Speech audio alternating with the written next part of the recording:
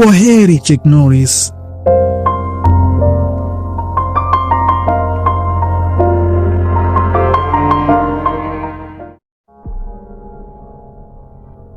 Mnamo Machi 10 ya mwaka 1940, dunia ilifurahi kumpokea Carlos Ray Norris maarufu kama Chuck Norris kupitia familia ya mzee Ray B. Norris na bibie Wilma Lee aka Scarberry. Chuck Norris alikuwa ni mtoto wa kwanza katika familia ya watoto watatu. Mdogo wake wa kwanza aitwaye Willand Norris alikuwa ni mwanajeshi wa jeshi la Marekani na mwaka 1970 aliaga dunia katika vita ya Vietnam.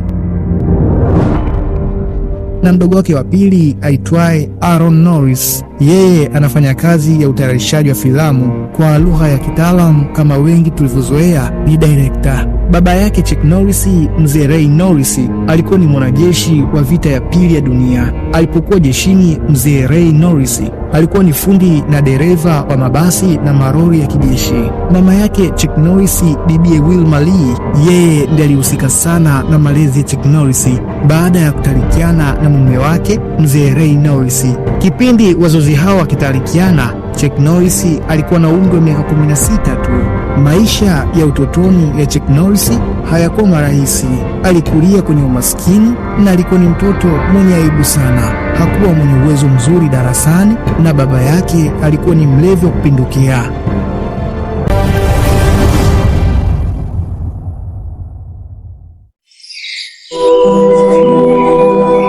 Hadithi za simulizi.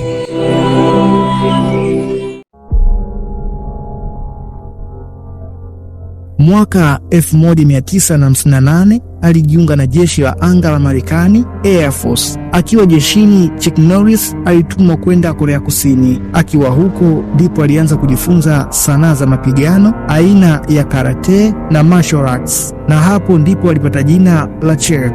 Chuck Norris alikuwa bingwa wa dunia mara 6 wa mchezo wa mapigano wa karate katika uzito wa middleweight champion, na alikuwa ni mwalimu wa mchezo huo. Alifundisha watu maarufu kama Steve McQueen.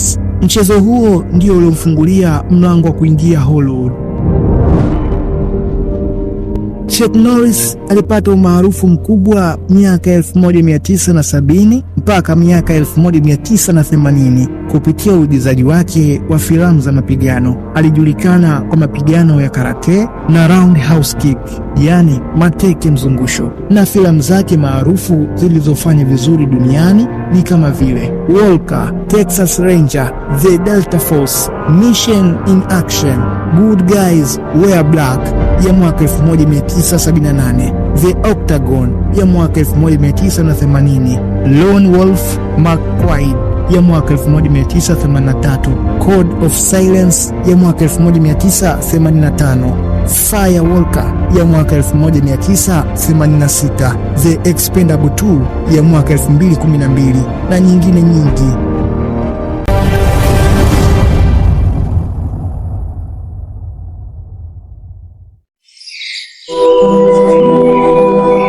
Hadithi za simulizi.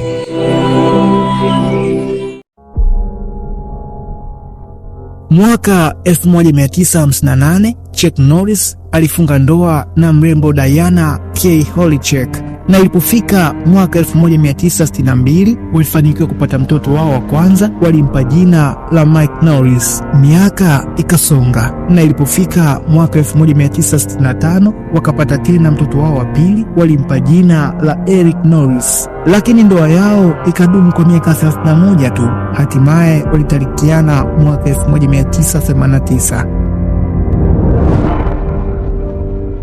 Chuck Norris akapata mke mwingine na alimuoa mwaka 1998. Wakafanikiwa kupata mapacha wawili. Wa kwanza walimpa jina la Dakota Norris na wa pili walimpa jina la Danley Norris.